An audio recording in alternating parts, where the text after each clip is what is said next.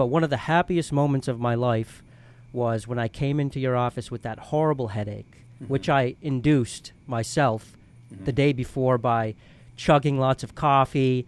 I bought a pack of cigarettes when I landed in San Francisco and like huffed down cigarettes because I knew these are things that made me sick. I ate a bunch of crappy food, and I woke up the next day with a pounding headache.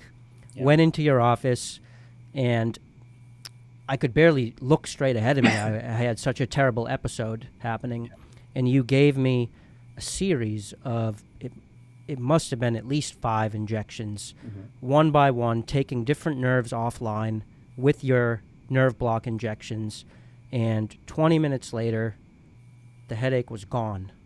Yeah. And I thought to myself, oh my gosh, this is real, and this is going to work. Dr. Ziv Peled, thank you for joining me on this JawHacks episode. Appreciate your time. Thank you for having me, Ronnie. It's a real pleasure. Always great to see you. So, a lot of people don't know this, but my blog and my channel was originally called Migraine Hacks. And that's because when I entered into this space of sort of investigating different avenues of health and treatments, I came to this from a place of having chronic headaches. And I had 2 migraine nerve decompression surgeries with you back in 2017 and 2018. Those are also called migraine surgeries. And that's what I want to talk about with you today. I want to have you tell us all about migraine surgery, what it is, what it means for the study of headaches in general, because a lot of the people who watch my channel, JawHacks, suffer from chronic headaches. So let's just dive right into it, doctor. How many of these migraine nerve decompression surgeries have you done roughly? And then can you tell us basically what the procedure involves? Yeah, so I think there's so much to unpack here, and it's really just so wonderful that we have this opportunity to chat, and hopefully we have enough time to cover everything. With respect to your specific question, at this point, it's probably close to 1,000 headache operations that I've done, and if you figure that we're operating on anywhere from 6 to 8 nerves per case, in some instances we've done surgery on many thousands of nerves, and this is just for the headache operations that we do. With respect to kind of chronic headaches, I think the best place to start in terms of how I think about this, and I think it relates a lot to how you think about it, is really what constitutes, let's just use the term migraine, because it's probably the most common term used to describe any serious headache. But of course, a headache is not a headache is not a headache.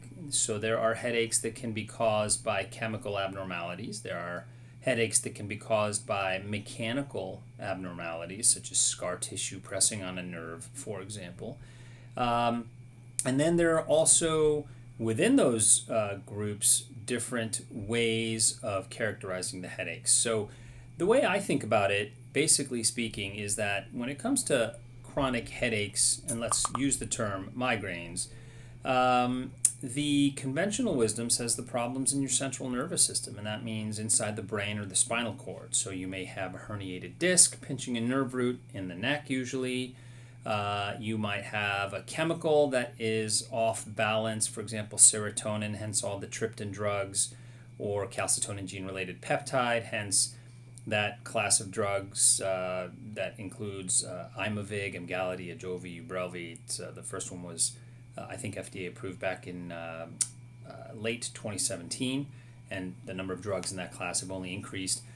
You could have problems with enlarged blood vessels that are either very dilated or vasoconstricted or vice versa. You could have some combination of these issues. You could have an issue with neurons essentially firing abnormally like epilepsy but without the seizure. That's called the cortical spreading depression theory.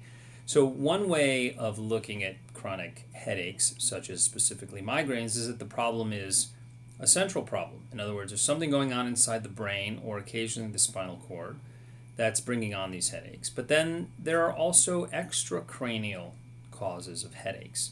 And these are a lot of things that you had described that you talk about with respect to your airway and your posture and how that affects the nerves, which they most certainly can. And then there are structures outside of the brain and spinal cord, for example, in the musculature in the back of the neck with these really powerful muscles that hold up these bowling balls we call our heads, that can also cause irritation in the nerves. And when you have these mechanical peripheral nerve irritating forces, oftentimes you get headaches, and in many cases, those headaches are unresponsive to the conventional therapies, which are by design focused on managing those central problems when you're really dealing with a peripheral one. So I like to think of that as a background before kind of sliding into the specifics about what the surgical procedures treat, or in many cases a lot of the orthognathic and postural things that you've talked about treat. Mm-hmm. Mm-hmm. So until recently, this idea that headaches could simply be caused by peripheral nerve damage or peripheral nerve compression was definitely unorthodox in the medical community. Is that right? Yeah, I think that's absolutely correct. It's still, I believe, the sort of conventional wisdom that the problems are chemical and are stemming from inside the brain in the vast majority of cases. What's really encouraging, however, is that I'd like to think work by myself. In fact, I got off the phone call with one of my colleagues who is now president of our little surgical society focused on the surgical treatment of headaches.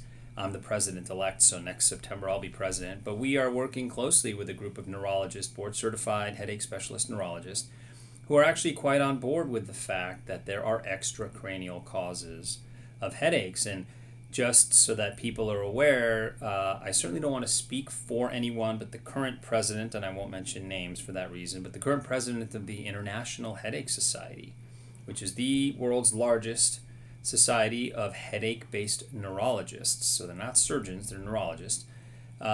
His biggest focus and study of research, both basic science and clinical, has been on the extracranial causes of headaches. And that's really a cause that he is championing. And so my hope is by the time his tenure as president is over within the next couple of years, you'll really start to see a sea change in terms of how the medical community at large, meaning predominantly neurologists, think about this problem. And I think that will really open the door for a lot of collaboration in terms of how to best select and identify these patients, whether they're in the neurologist's office or vice versa. If they're in my office and what they have is a chemical problem, who should go to the surgeon, who should go to the neurologist? How do we determine that? Can we come up with consensus statements as to when it's appropriate to consider surgical intervention versus other types of modalities? And I think once we have that, we really are on our way to ultimately helping patients, which is really what this is all about. Yeah, absolutely. And just to relate my story and how it relates to that, in 2017, the way I found you was not by referral from my neurologist, who is a top neurologist at a local Boston hospital, a top hospital in the country, who I waited 6 months to see. Mm-hmm. He's not the one who said, maybe, these intractable headaches that you experience, maybe you should see Dr. Peled or Dr. Austin, who would have been the local referral. Yeah. Instead, it was a general surgeon who I was seeing as a result of a small mass outside of the skull in my temple, who said, I don't think that mass is a big deal, but tell me about your headaches because I want to talk to you about migraine surgery. Mm-hmm. So it was almost accidental that I came upon a surgeon to treat my headaches. Yeah. Yeah. And in fact, if you think about it, when you look at the history of how this concept was rediscovered, and I say rediscovered because it actually is an idea dating back to ancient Egypt by a guy named Al-Zawahiri, actually, who first kind of put forth this idea that there are nerves in the head and neck and scalp that could cause chronic headaches. But it was rediscovered 22 years ago by a very prolific aesthetic surgeon. So a cosmetic surgeon was doing brow lifts, and as part of the brow lift procedure, you basically decompress nerves in the forehead because you're trying to remove the little muscles and connective tissue that's tethering the brow down so that you can have a nice brow lift and look more youthful. But these patients would come back And quite a number of them were also headache sufferers. And they said, hey, I really love how I look. But I should also let you know, I don't know if this is relevant, but I used to have these terrible headaches, and they're either significantly better or gone. And to this gentleman's credit, his name is Bahman Gairan, he actually took time out of a very busy and very lucrative cosmetic surgery practice to study this phenomenon, and that led to a lot of the headache procedures that have been developed today. It's the old saying that, sure, a lot of the best scientific discoveries occur accidentally. Yeah, no, it's right? absolutely And this true. is another example of that. And it's one of the puzzling things for me when people have criticized in the past that this is a placebo effect, because the reality is you can't have a placebo effect when you're talking about a serendipitous finding. In other words, a placebo effect is when you give somebody a medication or provide some intervention that you know may not be doing what the person thinks that it's doing.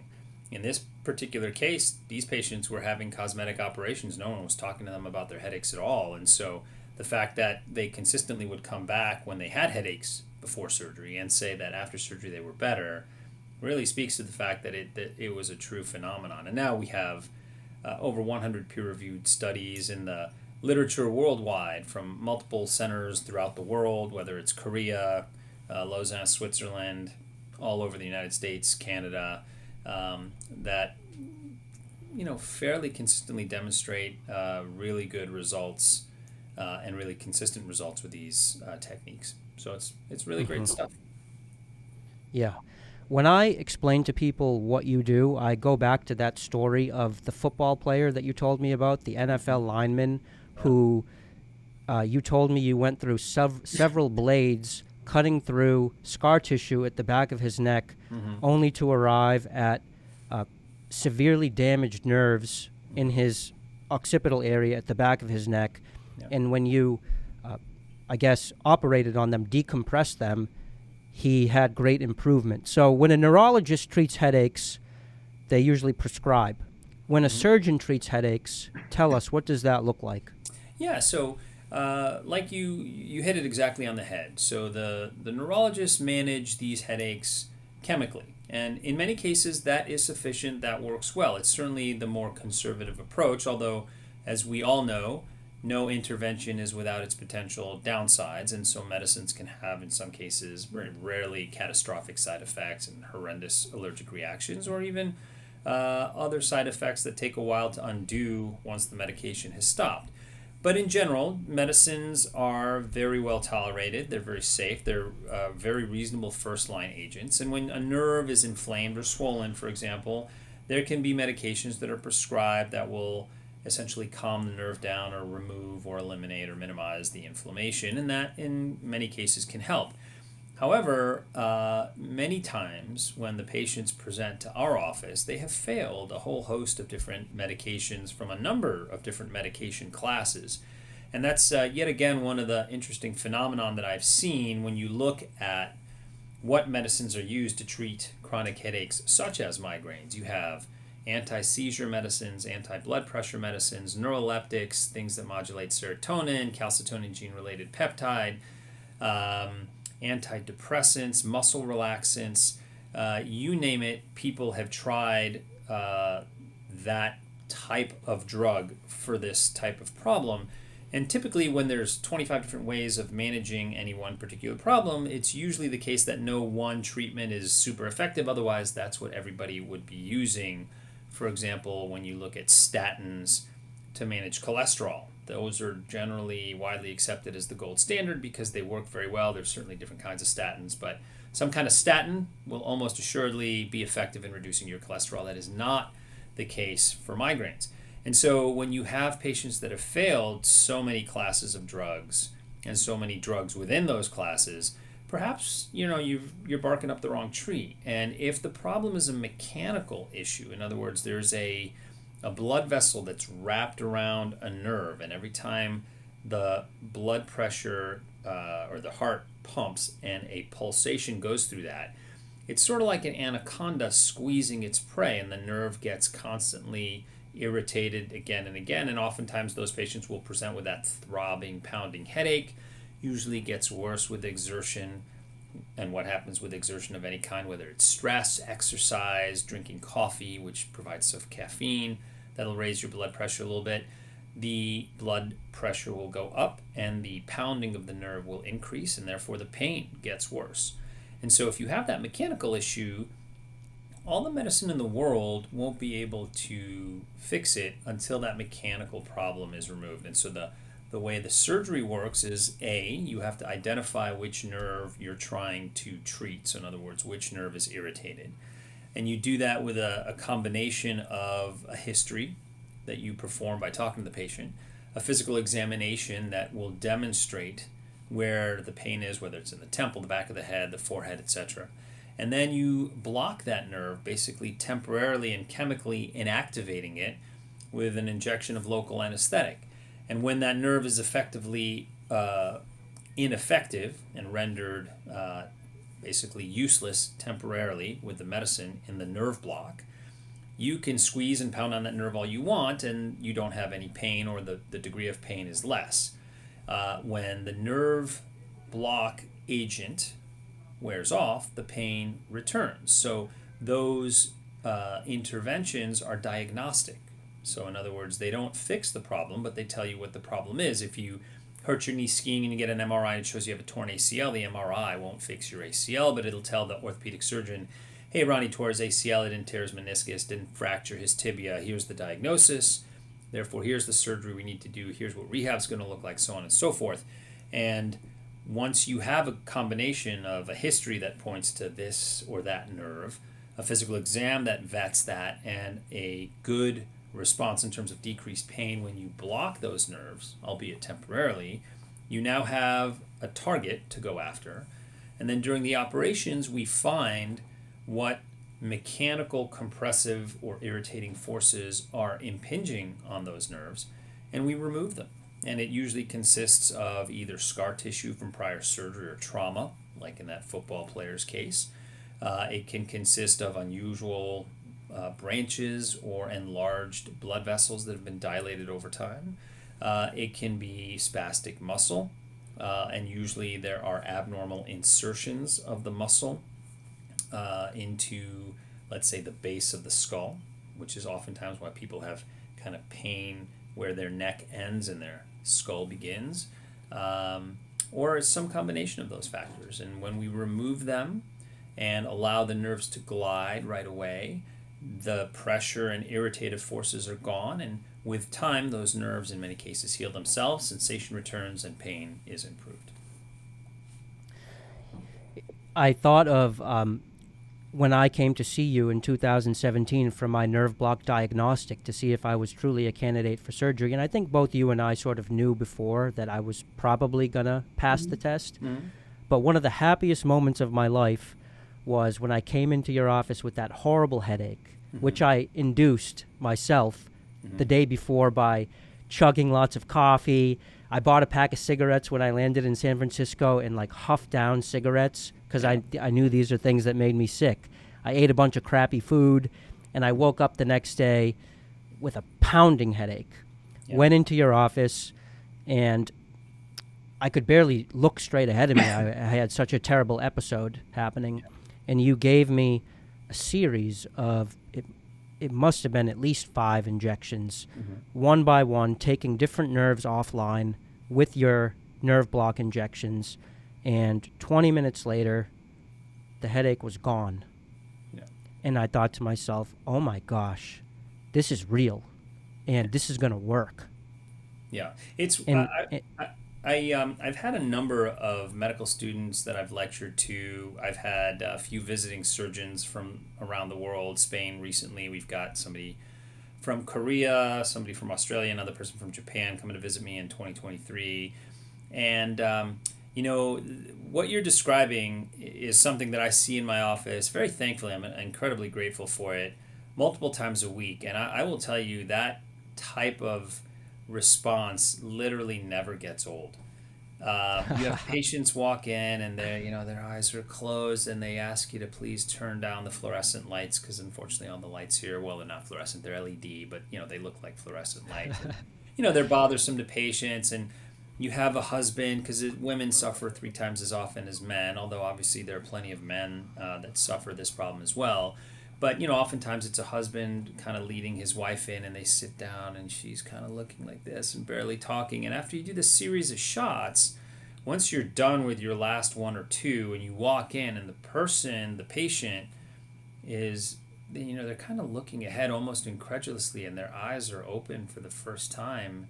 And the husband is looking at the wife, and he's in tears, and she's like, I can't believe it. Like, this doesn't hurt to, like, just kind of be in the room. You turn on the light, nothing happens. And, the husband's crying and saying, there's my wife. I haven't seen this in, like, 27 years or whatever it is. And, I've had a couple of the visiting surgeons cry, too. It's really a powerful moment. And I think it speaks to so many things. Number one, just how amazing it is to have just a moment of relief. And I think that so many of these patients, they're literally suffering 24 hours a day, 7 days a week. What you or I would, in most cases, say is, I should speak for myself, because you've really been through the ringer in your particular case. But I think what most people would put them, in bed, these people kind of live with at baseline. And then it's really only when the headache's an 8, 9, 10, which would put most of us in the hospital, do they say, hey, this is really bothering me. To have that whole phenomenon gone, even if it's for an hour or two, is really, truly remarkable. And the other part of it is that it is really a great harbinger for a good result from an operation done correctly. And the data continue to vet that. And when I see those patients in the office, I had a call today, 3 months after an operation on all the frontotemporal nerves. And you can tell within 10 seconds of being on a video chat with someone, you look at them and I'm like, how you doing? And they're like, hi, how you doing? How are you? And there's a smile there, and the eyes are open, and it's great. And it's completely different, the affect, than it was when you first met them. And they were like, hi. Yeah. And it's going to be a good conversation. So, I think you've hit the nail right on the head, and I'm obviously glad you've had the experience that you've had. But it's I will tell you, it's literally the best thing. It's why I wake up and go to work in the morning, because if I know I have somebody that's coming in, and I just had a good sense on the video chat beforehand that I'm going to really be able to help this person, it's really a wonderful place to be. So tell us about some of the surgical results you're seeing, especially long term. Give us maybe a few of your favorite stories, the trophy cases. Yeah. So one of my favorites. Well, you have yourself, because I think you've done so many amazing things since your headaches have been so much better, including and especially talks like this and your podcast, which really provides a lot of information that helps so many other people. So you are one of those really great success stories. I have another young gal, is a sports fan myself, and do a lot of Ironman, and she was on the U.S. Olympic ski team, and after one too many falls, basically couldn't even hold a small purse, much less ski or engage in any sort of physical activity. And she was kind enough to come in about a year after her operation, and we have this lovely video where she again breaks down talking about how she was able to dance at her wedding, something that she couldn't do.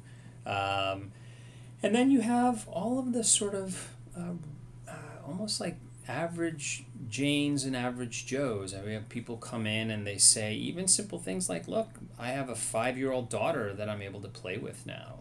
I am a much nicer, more involved husband, and I'm able to help my wife, who really took care of me for so many years. I can kind of give that back. I've had there's another patient of mine who started a small foundation to help. She's a relatively wealthy gal, but again, to her credit, said, I realize a lot of people might not have access to travel to see doctors because there aren't as many of us as I wish there were, although our numbers in this small society are growing every year, which is really encouraging. And we actually had an international symposium just last month out of South America, so people everywhere are really interested in this. Um, she helped start a small foundation to help defray costs for patients having to travel to have their surgery. And I just think all of these little stories, they're all so unique, they're all so heartwarming, and I could sit here and talk for hours about all these individual patients, but they're all really great. I mean, there's another gal who has a 16-year-old son, and I believe she's in her early 30s, but basically came to see me as a headache patient because she was assaulted by her now, thankfully, ex-boyfriend. And I believe this gentleman, as he should be, is probably in jail, but she couldn't work anymore, couldn't support her son. She didn't have a lot of family help, and again, as a result of the operation, she is now working full time. Things are just that much better, both for her as a mom, but also for her personally. So, you could go on, and it's just literally the most wonderful experience to be able to do something like that for anyone. I think last I read there were tens of millions just in America who suffered from migraines. Yeah. Could I tempt you to take a guess as to how many, what percentage of people who suffer from chronic headaches might benefit from a mechanical procedure, nerve decompression procedure? It's a great question. It's the $1 million question. I will tell you, so let's look at the numbers, because I actually really recently reviewed this and had this as part of my talk for that South American Headache Surgery Symposium. So in the United States, there are almost 40 million people that are diagnosed with migraines, and most of those are what we call episodic migraines, which means by definition less than 15 headache days a month. However, the number of people with chronic migraines, which is to say more than 15 days a month, so more than half the time, and usually a lot more, is about 2% of the world's population, which is several hundred million people. In addition, the transformation rate, as they call it, even in the neurology literature, so the number or the percentage of patients who have episodic migraines that become chronic migraines is about 3% per year.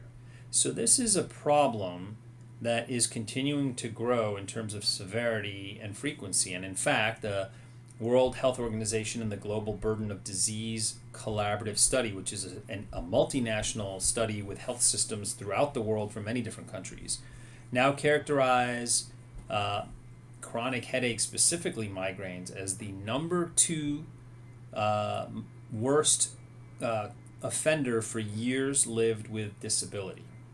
And there's a complex series of metrics that you use to analyze how much disability you have with migraines. But when you have an attack, even if it's episodic, you are less than 50% as functional as you are in your normal daily life. And if you consider the fact that the peak incidence is in people, I believe between the ages of 25 and 55 years of age, it really strikes people down in the most productive prime years.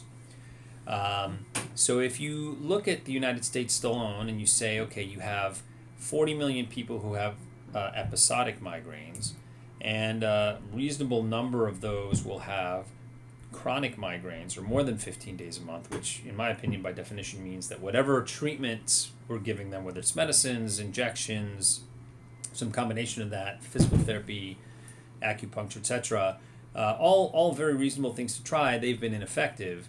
I would guess that probably between 10 and 20%, and this is really just spitballing here, are actually candidates for some kind of intervention.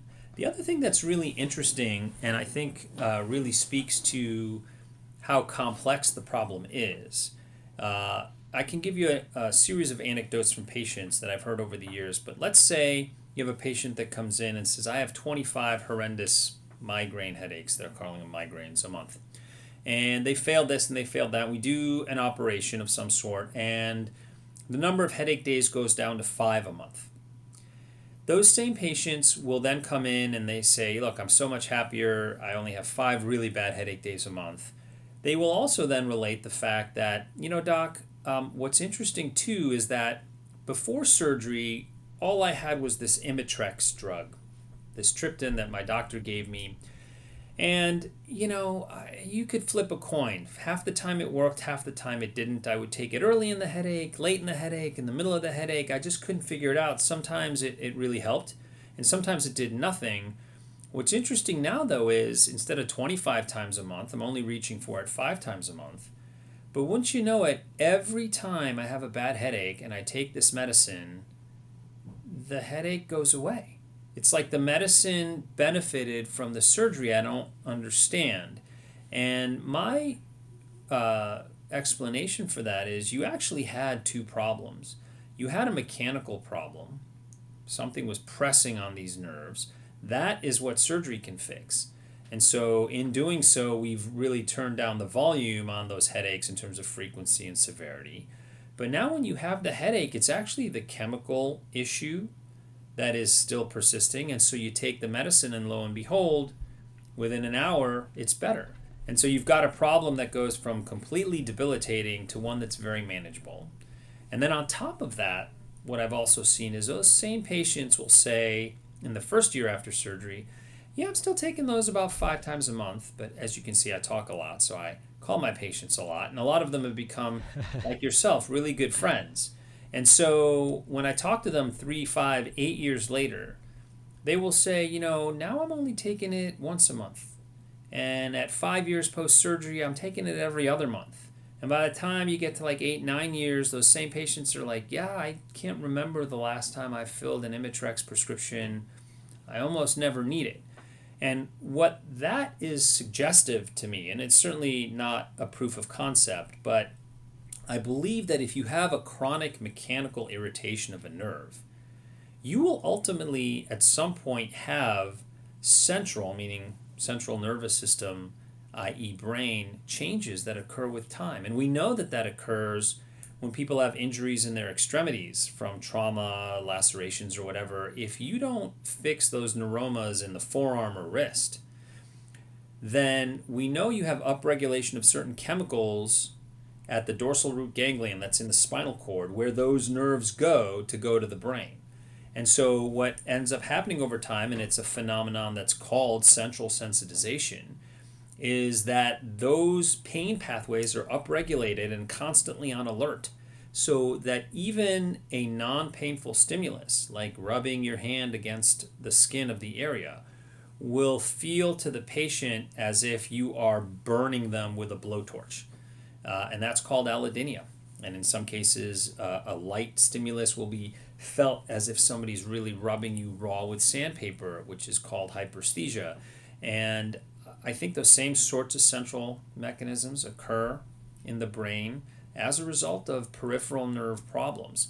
So I think that, kind of working all together, meaning with our neurology colleagues, we'll be able to really identify, hopefully much sooner than people like yourself who were looking around and searching in the dark for years, will be able to identify who's a candidate for this or who's a candidate for that. And look, I think that kind of like our breast cancer patients, oftentimes it's not surgery that just fixes everything. Okay, we can remove a tumor, and certainly that helps, but every once in a while you have a little tumor cell that's gone into a lymph node. And so yes, you can take that out, but you need radiation to help control that lymph node bed, and you may have a certain circulating tumor marker that would suggest that there's some reasonable likelihood that a tumor cell has escaped into the bloodstream somehow, and so you get chemotherapy, and that really minimizes your chance of recurrence and prolongs your disease-free survival that way. And you put all those modalities together, and that's why we have such really fabulous breast cancer treatment results today, and I'd love to see that with headaches at some point in the future. Mm-hmm, mm-hmm. Yeah, I've often said that my favorite drug, a lot of people like cannabis, a lot of people like this or that, alcohol. My favorite drug is triptans. Mm-hmm. And I've been saying that for years. Yeah. And the way I measure my headache progress is by how many triptans I take per month. Mm-hmm. And before I saw you, I got to the point where I basically had to stop taking triptans because I would have had to have taken so many that I would have ended up in that loop of what do they call it, triptan withdrawal headache or drug-induced withdrawal headache. Yep. And so the drug wasn't even really, my headaches were so bad that I couldn't even really take the drug. Mm-hmm. And now, in the years after the surgery, my triptan use went down to 5 a month, 4 a month, 3 a month. And now I'm at a point where I have taken maybe 1 dose of triptan in the past 2 or 3 months. And that's only because I just didn't want to deal with it. Yeah. But even that headache, as compared to a pre-surgical headache, was nothing. Yeah. It was amber instead of a bonfire. Yeah.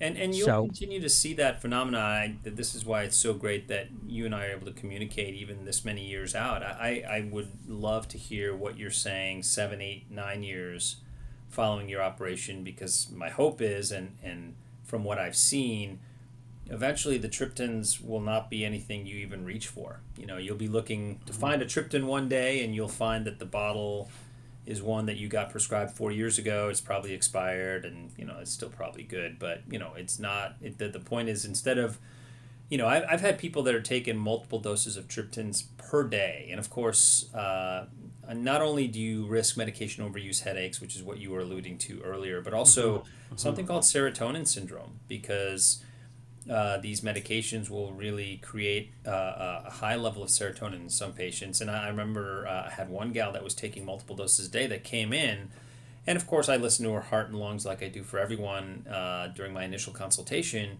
And just sitting there, a very fit lady, non-smoker, middle-aged, in her 40s, heart rate was about 130. And I remember asking her, I was like, "Are you nervous?" She said, "No, I'm not nervous at all." And I remember telling her, like, do not pass go, do not collect $200. You need to go to the emergency room right away. Wow. Because she was in the very early stages of serotonin syndrome, and you can actually have heart attacks, and that they're rare, okay, but that's exactly what the ER physician told her, and I'm glad that we were able to sort of identify that at the time and prevent any more serious issues further on, which I think goes to the point I was trying to make earlier, which is medicines are usually very safe and usually very well tolerated, but like anything else, they can be overdone, and they're not 100% benign. There are occasionally problems that occur, and so it's important to understand that these are real drugs. They do have real effects, and the other thing about it is, like, the new class of drugs, the CGRP receptor antagonists, when they were first approved, they are contraindicated in certain patient populations. So those drugs are vasoactive, meaning they cause vasoconstriction, vasoconstriction, which is a clamping down of vessels, and sometimes a rebound vasodilatation. So if you have known cardiovascular disease, you can't have that. If you are a female who might be pregnant, we don't know what effects that would have on the placenta and therefore fetal blood flow. So you're not a candidate for having those medicines. And as we said, women 25 to 55 are the prime demographic that suffer from these. So even if the drugs are incredibly effective, they're prohibited in some situations, which is really hard. So I think it's a really interesting thing to think about. But again, really highlights that there are a lot of nuances to a lot of these situations. Everybody's situation is a little different, and so I think, again, working with people who are experts at managing these types of headaches pharmacologically as well as mechanically and surgically, I think you put those two heads together, ultimately those patients are going to do really well. And if I win the lottery, I have a couple of physical therapists, I have a couple occupational therapists, and I know I have one neurologist who I would fly to go see and then say, look, how much money would I have to pay you to move from the state you're currently living in to California, because I want to hire you, and you can, I don't want to be your boss, so you can do whatever the hell you want, because I know how good a neurologist you are, and I trust what you say. You take great care of your patients, but I would love to work with you hand in hand so that somebody comes in and, you and I and whoever else can sit at the table and go, okay, look, here's a complex case. They've tried this, they've tried the other thing. Who wants to go first? Pam, can you think of another medicine to try that maybe the patient hasn't tried, or what do we do with the doses here or there? Who should give the nerve block when? What kind of therapy should we do for the patients before, after surgery? I think there's a lot of, there's a whole interesting conversation we could have about, and I'd love to hear your experience about the sort of psychological impact of this type of chronic pain on your life. And, I have certainly my impression of what I see in people who come in and their pain is gone. It's not necessarily always just this, well, hey, it's awesome now. Life is great, Sometimes they really struggle with the fact that they're better because they've been so bad for so long. So having psychologists and behavioral therapists there to kind of help shepherd them through that process, I think, is also important. Yeah, for sure. And just to answer your question, when you're handicapped with headaches, it almost becomes an identity, and you can really settle into that identity and just relax into the idea that, you know what, I can't handle a career, so I don't really need to worry about that. Mm-hmm. I'm handicapped, basically.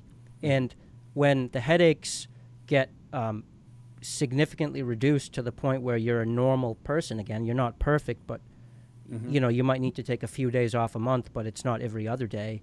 Yeah. Then that creates a new problem, which is that you got to figure out what you're going to do with your life because you're not handicapped anymore. Yeah. And that's a good problem to have, but it's almost like as an adult, you're graduating from school fresh into the world, and you got to start from scratch and put together a life. In my case, I was able to sort of build off of my experience with headaches to, apply to dental school and then ultimately get into migraine hacks, then JawHacks. So I've found a way to make it work, but it is a bigger problem than you would think. And just to speak to one of the weird psychological effects it's had on me, it did take me years to sort of get over some of the trauma. And evidence that the trauma is not all gone is that I still stockpile triptans. So I have an event set in my calendar monthly. Mm-hmm. Every month I fill my prescription, and I have a box full of triptan pills. A lot of it's probably expired, but I still keep doing it because somewhere in the back of my mind I'm thinking, if the world falls apart and we all, have to live off the grid and this and that, at least I'll have my triptans just in case, because I'm so afraid of that terrible 8, 9, 10 headache pain. Yeah. No, you have said it so well, and I've said for years that, one of the, I think there's 3 types of people that I see post a great result from surgery. There's that percentage of patients that's like the gazelle that got chased by the cheetah on the savannah but escaped, and they kind of take a breath, recover from surgery, and then it's like, okay, great, I'm eating grass again, and life is good, and I'll just kind of go back to my world. And that's wonderful, and that's great to see. There are those people who I think are understandably very angry at especially the medical community when they feel like they were running around in the dark for so long, and here you meet a surgeon. It's not necessarily just me, obviously, but other surgeons that do this work, and they are quote unquote fixed or a lot better, and they were just so angry as to why why it took so many people so long to figure this out. And that's very understandable too, and I think that's something to work out. And then there are those people that, as you perfectly pointed out, their whole lives have been centered around this pain, and when you take that away, there's almost a void there. And like I said, it's a good problem to have, but it takes, it's not unlike, I would imagine, if you were suffering from PTSD as a result of being in a war. Or being a prisoner of war, and then you're reintegrated into the world, or you're supposed to be reintegrated into the world. It's like, yeah, here you are, you're back, you're safe and sound, no one's going to shoot you, you're back home, stateside, and, so just go and get a job and, do your thing, and it's really not that easy. So, what you're saying, again, makes total sense, and I don't think, I think it's, it's one of those aspects of the care that we provide that I think is often overlooked, and I think that it's so important because I think that being able to take the trauma of pain for so long and work through it, I think predominantly with therapy, I would guess. I mean, I'm the furthest thing from a psychologist that you could meet, but I remember talking to a therapist one time. He said, look, the way to deal with trauma of any kind is not to medicate it away. And yes, that is necessary in some patients. I'm certainly not belittling that. There are people who are understandably very depressed. People are talking about, very interestingly, all sorts of psychedelics and MDMA for people suffering from real PTSD. So, there is a medical underpinning to what happens to patients who suffer those things. But I think there's also a lot to be said for kind of talking it through, processing it, sitting down with someone who can kind of guide you in a professional way. Say, look, Ronnie, what are you thinking about when you go fill your prescription? I mean, you have 600 pills at home, and I'm not saying that that's wrong. It's totally understandable, but and that's probably not something that's breaking your bank, hopefully, or causing you to miss 6 days of work a month to go and fill those prescriptions. But for some people, the things that they deal with still, despite the fact that they will tell you, I don't have any more pain, or my pain is it's almost negligible, they still deal with the sequelae of that. And I think that that's very important and is going to be ultimately part of the treatment that will take them to the level that most of us hope we function at normally. So, yeah. For sure. Well, I'm grateful to sort of be on the other side of that. And, I wish the best for anyone dealing with the psychological effects of chronic headaches and any other illness, quite frankly. It's no way to go through life, but unfortunately, it is part of the human experience for a lot of us. But to just never give up looking for options out there to make it a little bit better. Yeah. Doctor, I want to now ask you about some stuff we've never really had a chance to talk about in depth, and I want to sort of bring this into JawHacks and into what my audience is really interested in specifically. I want to talk about root causes. And I know that the ideas I'm going to pose are not universal to anyone suffering, to everyone suffering from nerve compression that causes headaches, but maybe just to my subclass. Because I never had an injury. I was never a football player or a skier or was in a car accident where I had a whiplash to explain why the back of my neck was so banged up. And so I've always wondered, what is the root cause of all of that damage in my neck? And that's how I arrived at JawHacks. My hypothesis for myself, and what I later found was maybe this can apply to lots of other people. My hypothesis was, okay, so my neck is screwed up. Well, what's going on at my neck? Well, my neck posture is definitely chin forward. It's definitely not healthy according to some of these people who define what good posture is. There's an obvious problem there. Well, then why do I have poor neck posture? That doesn't seem to be a root cause either, because humans are not born with bad neck posture. So what happened with me? Then I thought, okay, well, maybe it's my jaws because I have this bad bite, and because visually, it's known I'm missing 8 teeth. I had four premolar extractions. I had 4 wisdom teeth extractions. My mouth is not at its full biological potential.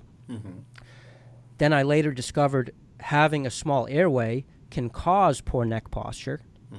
And so what I've arrived at is that the root cause of my headaches, so we just walk it back A to B to C, nerve compression, bad neck posture, caused by small airway, caused by, and this is a very speculative area, but some people say, malocclusion and small jaws are caused by environment. Some say it's genetic. It's probably a mixture of both. What do you think of the idea that small jaws causing poor neck posture could be a root cause of compression of nerves in the neck? Yeah, I think it's actually a very plausible idea. I don't think that anything that you just said is out of the realm of not only possibility but reasonableness. And I'll give you another perfect example. There was an article I ran into. This is about 7 or 8 years ago. It was written by an internet tech blogger whose name, unfortunately, I don't even remember. But it said the title of the article was "My Cell Phone Gave Me a Neurological Condition." And it was talking about how, with the neck forward posture that many people adopt when they're constantly looking down on their cell phones, they have certain pressure that they put on all the soft tissues in their neck. And in fact, the study was mated with a recent paper that was just published at the time that showed that with as little as 30 degrees of neck flexion, the amount of pressure per square inch was about 60 psi that you were putting on all the soft tissues, which of course includes arteries and veins and the airways and the nerves. And so the idea that a forward neck posture, that a small airway, which by definition in many cases people try to overcome by holding their neck a certain way to open that airway up. So Correct. when people have small airways, when people have obstructive sleep apnea at night, when their airways collapse for any number of reasons, they will hold their heads in certain ways to try and minimize that collapse, to allow more oxygen to flow and so you can breathe. It's almost reflexive. Like if you put your finger on a hot stove, you don't think, hey, geez, my finger really hurts right now. Maybe I should move it away. It just moves away before you even can think, ouch, that really hurt. So these things happen reflexively, and I think that your postulates are actually really good ones, and I think that it would be really interesting to try and think about how to study that phenomenon, because I think that whether you're talking about a congenitally small airway or one that's collapsible, for example, if your tracheal rings aren't as strong as your quote average bears, when you have some type of malocclusive problem that will cause spasticity of certain muscles to try and compensate for that so that you can chew effectively, which will then kind of tug on other muscles in the neck that will hopefully then allow you to do that, which will cause biomechanical compensatory mechanisms and pressures on the nerves that you wouldn't normally get. So a perfect example of that are patients with Ehlers-Danlos, where they have hypermobile joints.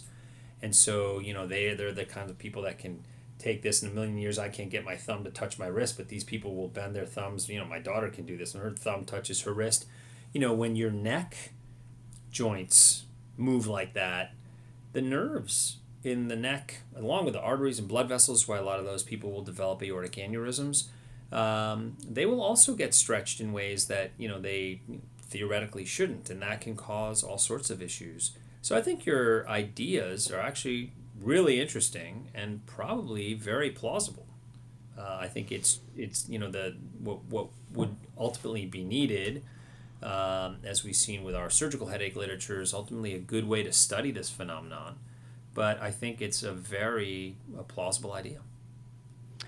Just spitballing, you said earlier that chronic headaches were on the rise. So is sleep apnea, which indicates that small airways are on the rise and that poor neck posture as a maladaptation to compensate for the small airway is on the rise. And obviously we can't prove anything, but I think there may be a connection there. And, the success of my channel and the success of the Orthotropics channel, which basically specializes in, environmental causes of undersized airways, that's Dr. Mike Mew, it's huge. And this kind of space is really taking over large swaths of the internet. It's a huge problem. And what's a mystery to me is why not everyone suffers from headaches who have this problem. It seems to be hit or miss. And anytime I see someone who I chat with who has horrible facial structure, terrible neck posture, neck strain, but then when I say, hey, do you get headaches? They say no. And I say, thank God that you don't, Right. because it's horrible. Yeah. But it seems to be hit or miss. Well, and it's actually not as hit or miss as you would think. So let me give you a good analogy. The number one cause for neuropathy That is some kind of pathology, usually an unexplained, quote unquote, tingling in the usually fingers or toes. But the number one cause of neuropathy worldwide is diabetes. What happens in diabetes? You have extra glucose rolling around. Even with the best glucose control, all the insulin, all the medicines in the world, pancreatic transplants, what have you, your baseline glucose level is higher than that of a non-diabetic. What happens is that glucose gets metabolized and brought into certain cells, including the nerve cells. And in the nerve cells themselves, the glucose is metabolized to another sugar known as sorbitol. Sorbitol acts as what's called an osmotic load, so it basically draws water into the nerve to balance out the water content outside of the nerve with that of the nerve within the nerve itself, now that this sugar is in there. Okay? So basically, when you are diabetic, your nerves are swollen. And if you have a space like the carpal tunnel that is this big and your nerve is this big, your median nerve, then as the wrist flexes back and forth, that nerve glides back and forth without a problem and nothing's pressing. Works. If all of a sudden the nerve is this big and it's trying to glide through the same space, now you have kinking back and forth because it's barely fitting in there. And you get micro trauma that occurs repetitively over time, and eventually you become symptomatic. Now, the question is, why, kind of like to the story you were alluding to with people with horrible neck posture who don't have headaches, why is it that there are people who have diabetes, they never check their sugars, they eat cake and things they shouldn't eat all the time, never get carpal tunnel syndrome? And then you have people who were diagnosed with diabetes last week and are testing every minute of every day, and their blood sugar is never above 140, which, for diabetic is really pretty amazing, even after a meal, or especially after a meal. And yet, they get symptoms of carpal tunnel syndrome within a few weeks of being diagnosed. And the simple answer is, and we have literature that shows this, not everybody's carpal tunnel is the same size, right? So if your carpal tunnel is the size of the Lincoln Tunnel, and obviously I'm being dramatic here, your nerves can swell many times their normal size, and you can be completely remiss about checking your blood sugars, but you will never have pressure on your nerves. And then there are people who are born with carpal tunnels through which their median nerves barely fit at baseline. So as soon as there's even a micron of swelling in that nerve diameter, all of a sudden that nerve has pressure on it from the inside out because the nerve is trying to expand, but there's no room. So now it's got pressure on it and they become symptomatic. And in the headache world, the way that translates, because there are many people like yourself who will say, I never had any trauma. I didn't fall off a horse. I didn't get beamed by a baseball, at the company softball game. I didn't, I wasn't judo wrestling or anything like that. But I have these headaches. I don't know why they just showed up one day. In many of those cases, when you operate on those people, the branching patterns for, let's just take the best example, the greater occipital nerve, but it applies to any nerve, is not the normal pattern that you see. And so, for example, for the greater occipital nerve, the typical branching pattern is that you have one big greater occipital nerve trunk that passes through all the muscles in the neck until it gets past the cranial base, at which point the nerve is now subcutaneous. It's just under the skin and all that soft subcutaneous fat that we all have. And there's no further compressive points, and that's when the nerve starts to branch out. And in many cases, those people will probably never get headaches no matter how many times they kind of bang their head, even just a little bit, or sleep funny on it. Most people don't think about sleeping funny as a trauma. If you contrast that with the person who said, I slept funny one night, I woke up with a headache and it just never went away. When you operate on that person, what I've seen many times is that their greater occipital nerves have these little tiny branches that start to branch off within the muscle.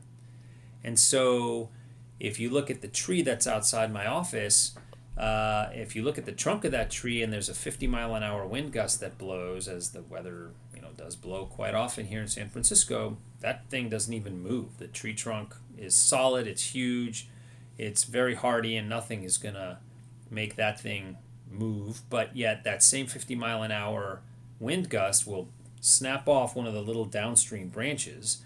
Well, if you have those little downstream twigs that come off right off the trunk and you sleep funny on it, that's the 50-mile-an-hour gust. The branch breaks off, and now you have a little branch neuroma, a little injured nerve branch that got tweaked or torn because it was small and is not as strong as the main trunk. And so something seemingly innocuous is kind of sleeping on it a little funny is what causes the trauma. So to the analogy that you were making, that patient who has the really unusual posture that you would think, God, that's, got to be causing some issue with your airway, and probably does.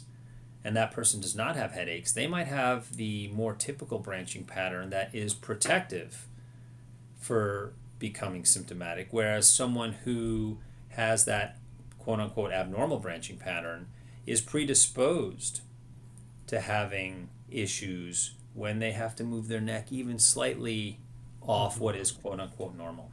So there's lots of ways to explain that type of phenomenon. It's actually pretty common.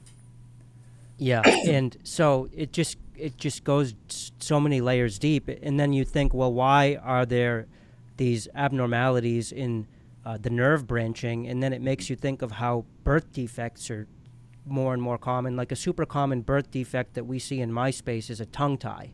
Mm-hmm. And people say, well, why are there more tongue ties now than ever?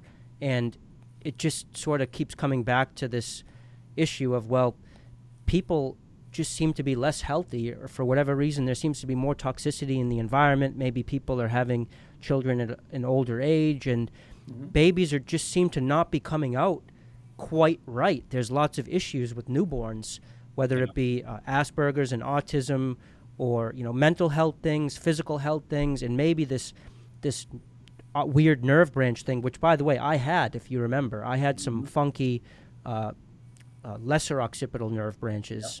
Yeah. So it gets wrapped up in that. And then to add additional layers, so why did Ronnie have headaches when his head posture was bad but not terrible?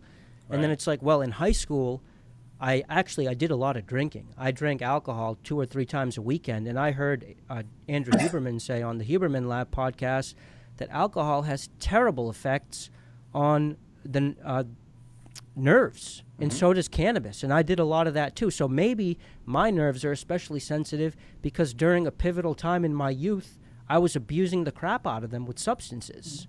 Yeah. And then another layer is like, I was a library rat in college. So I was leaned over a laptop minimum 6 to 7 hours a day with my right hand on the trackpad, just scrolling and typing with that right arm dangling there. And that's where most of my pain was, on that right side. And to this day, if I use my left hand, like right now my trackpad is on the left, not the right, I try not to use my right arm. And now I'm starting to think maybe the worst of my headaches was an overuse injury to some degree, because I abused my nerves more than the average student. I did better than the average student, but studying and being an academic is to some degree a physical job. I mean, you have to keep up with the body to get through med school, for example, right? Yeah. Like it's tough physical and mental challenge. Absolutely. So there's all of these different factors at play. It really is multi-layered, but for one reason or another, a lot of us seem to end up with these compressed nerves, and then when we release them, the pain lets up to a significant degree. I did want to ask you about,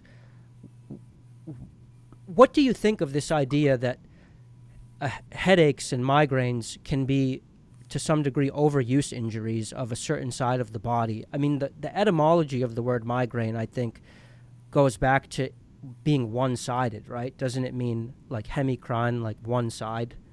I'm not 100% on that, but I believe that's the etymology of the word. And then humans tend to be one-sided, either righty or lefty. I definitely have overused the right side of my body throughout my life, mostly on a trackpad on a laptop, going through many, many years of school, or whether it be a pen or a trackpad or a mouse.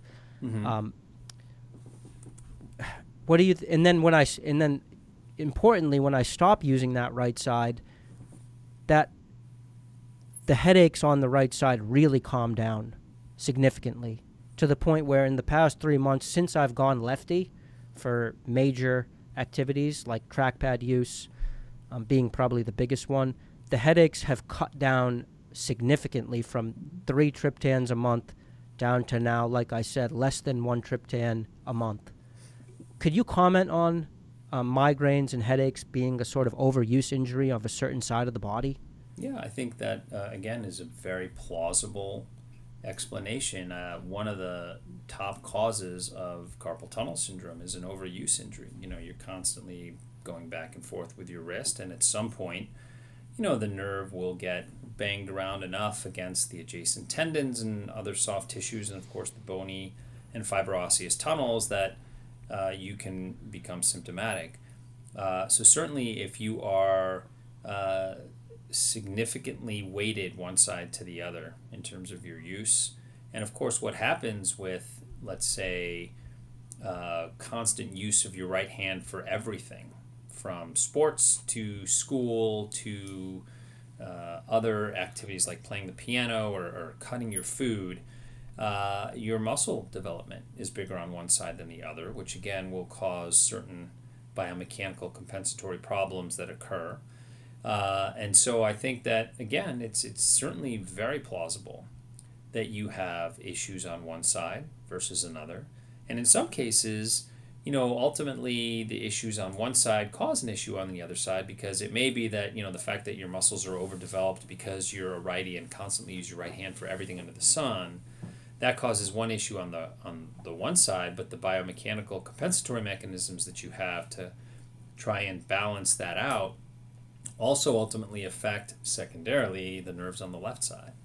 So again, I think these ideas, they're not at all unusual, they're not at all crazy, and I think that it makes a lot of sense to try and study them in some kind of formal way, because I would bet, especially with some of the newer imaging technologies that are starting to filter down into more common use, for example, high resolution ultrasound, which you can have even in your office. You can see some pretty good pictures if if you know what you're doing.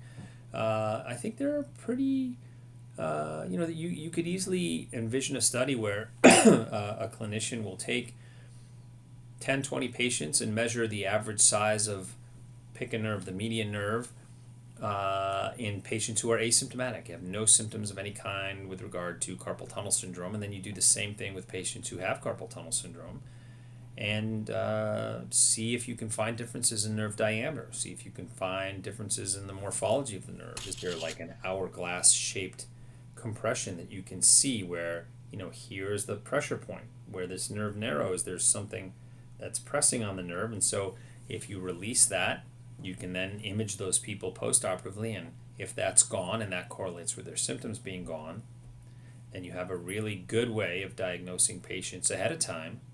And you don't need an EMG, for example. If you have clinical symptoms of carpal tunnel syndrome, you see this compression, and you know that in the patients that you've studied, that compression disappears after surgery and their symptoms disappear, then those patients probably have carpal tunnel syndrome and need surgery. So, very reasonable. Anecdotally, could you comment on some of the cases you've seen where there's been no accident to speak of, and they're just a kind of a random case like me who has these mysterious headaches at the back of their neck? Have you seen in that population, have you noticed their facial structure at all and recognized that they tend to have a bad neck posture? Have you observed anything like that? Yeah, a lot of them will have that. They, will have some imaging studies that, even as young people like yourself, will have a straightening of the cervical lordosis that you should typically see. It's not anything that the radiologist would look at and go, oh, here is the reason for your chronic headaches, but it's certainly something that people have commented on. And then, again, for me, more often than not, the people who seemingly have these spontaneous headaches, they're probably using their neck just like any normal human being would use their neck. But then when you get in and do surgery, they have this unusual branching pattern, which, kind of these nerves give off these little nerve twigs. And these are sub-millimeter diameter structures, so very easily torn. I mean, you could imagine just sneezing hard one day and wrenching your neck like that. That's easily enough to rip one of these branches, and all of a sudden you have horrendous pain, and no one can figure out why.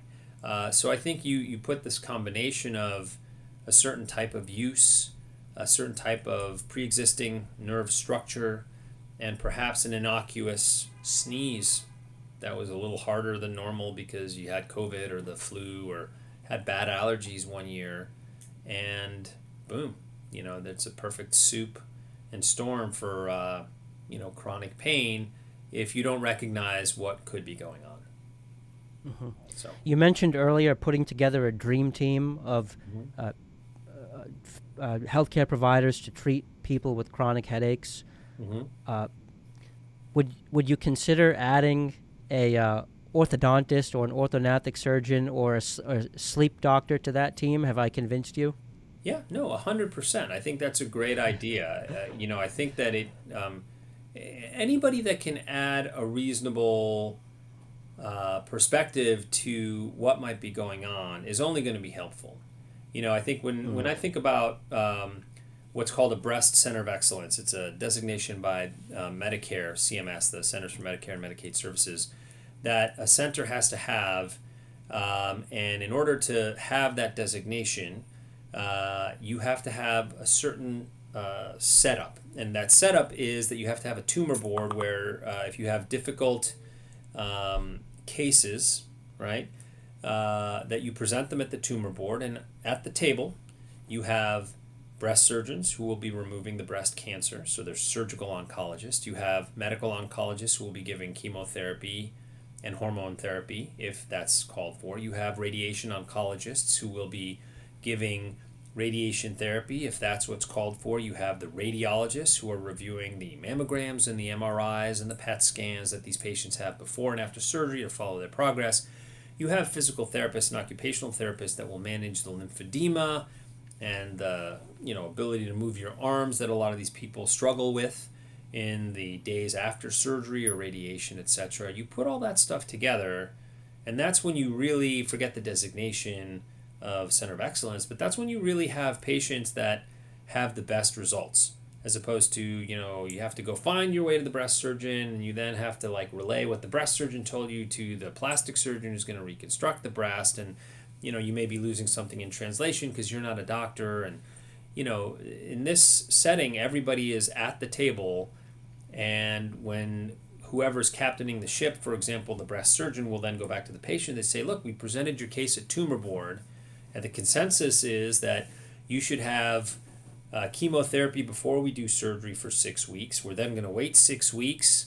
We're going to see, we're going to repeat the MRI. We're going to see what kind of response you have on the repeat MRI. If the tumor's all gone, we may be able to do a lumpectomy as opposed to a mastectomy. And, then, it's a totally different situation than if you just kind of run in there, start taking out the tumor and go, okay, what else should we be doing? I don't know. Let's try to figure it out. So yeah, I think your idea of having orthodontic surgeons, sleep specialists at the table is a fantastic one. I love it. Maybe I'll have you be the business manager for this entity. I just need to win the lottery, then we'll hire you on, and you can put together the team. I love it. At your service, doctor. I would love nothing more than to be able to help in that kind of effort. Last question, doctor. It wouldn't be an interview with Ziv Peled if I didn't also ask about what your wife, Dr. Ann Peled, was up to, because I know she's always up to something in her surgical specialty as well. So is there any update there? Yeah, no, I appreciate that. So as you may or may not have followed, we, as a result of her diagnosis, and we're coming up on almost to the day 5 years since she was diagnosed, and thankfully, still doing well.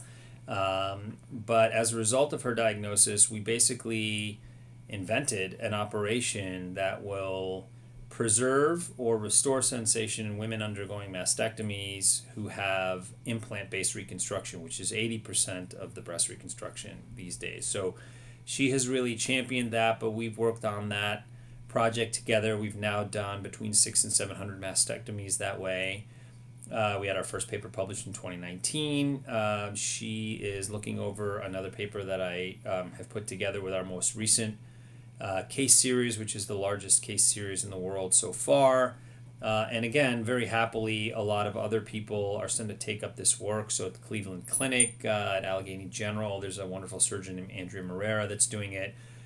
We now have a formal teaching program where we bring breast surgeon / plastic surgeon pairs from other institutions, University of Miami, Washington, D.C., Idaho, everywhere in between, Chicago. They come and watch us do these cases and then take their knowledge and the ability to see how these cases are done back to their communities, and are now offering this to other patients. And it's usually about once a week where we get a letter from a patient that we've never met. It's not even our patient, and that they will say, hey, I just had this operation with Dr. So-and-so in Chicago, and they said they learned it from you, and thank you for that information. So she's actually doing quite well. We've been, again, very fortunate to be able to present this work, both myself and she, at everywhere from Korea to Australia to Brazil and Chile, and hopefully soon everywhere else around the world.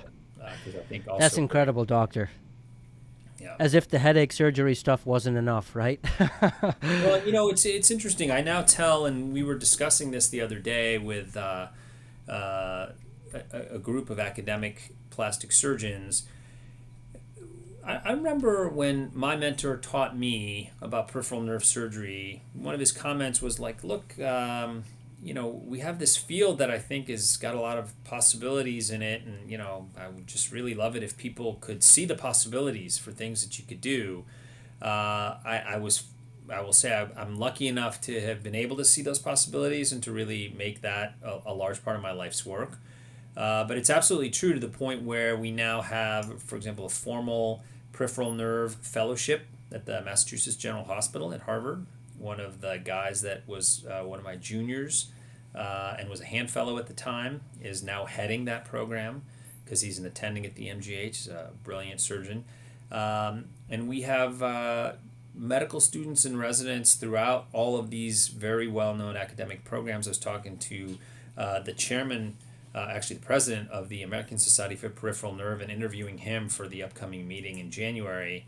And he's at Johns Hopkins, and he was saying he's got medical students and residents that come in and are really just interested in nerves, interested in nerve surgery, whether it's neurotization of the breast, neurotization in the setting of gender-affirming surgery, which is a huge field that continues to grow, all sorts of chronic pain problems. And I think that there are just so many pain conditions that we don't even recognize as peripheral nerve issues. And if you recognize the peripheral nerve problem, there is very likely already in existence, but if not, it's certainly plausible to develop, like we have for the breast, ways around those issues. So I think that it's what I call or I guess is called in business, a true blue ocean. There's this vast opportunity, much like you would imagine the first settlers to kind of cross the Mississippi and go, oh my gosh, there's a whole country here. And I know there's all sorts of political issues with saying that, but it's really the point is an undiscovered country with a lot of opportunities. In this case, really for good. And as we were talking about with the headache patients, I will say that in my lifetime as a plastic surgeon, I've been in practice since 2006. So it's been 15, 17 years.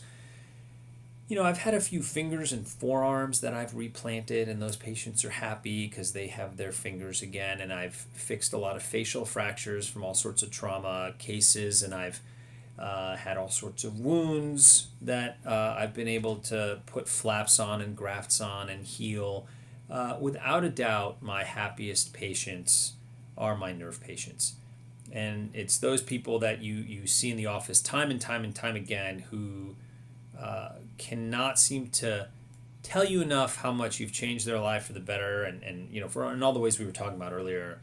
And as I said, that's the good stuff. That's really why you go into medicine. It really just never gets old, and it's really the best reason. Our kids ask us, why do you want to be a doctor? You have to, you do all this paperwork. You're often, dictating notes at night and so on and so forth. Sometimes you have to work on the weekends. People call you at all sorts of crazy hours, and this is the reason, and it's really all worth it. So it's good stuff. Wow. That's one hell of a finale, doctor. And if patients want to get in touch with you and see if they're candidates for this procedure, what's the best way, and roughly what does that process look like? Yeah, so the best thing to do is to go to our website, peledsurgery.com. There's also, we have an Instagram page. It's also going to soon be changing its name to Peled Surgery. Right now it's Peled Migraine. There's also a Facebook page, which again currently is Peled Migraine Surgery, soon to be changed to Peled Surgery, to really encompass all of the surgical things that we offer with regard to nerves. But any number of those, you could Google any of those, you'll come up with a phone number and just pick up the phone, call us. There's also a contact us button. And we are, I think, pretty good about responding to patients. And so that's a good way to get started. And we promise we'll do everything we can to help you.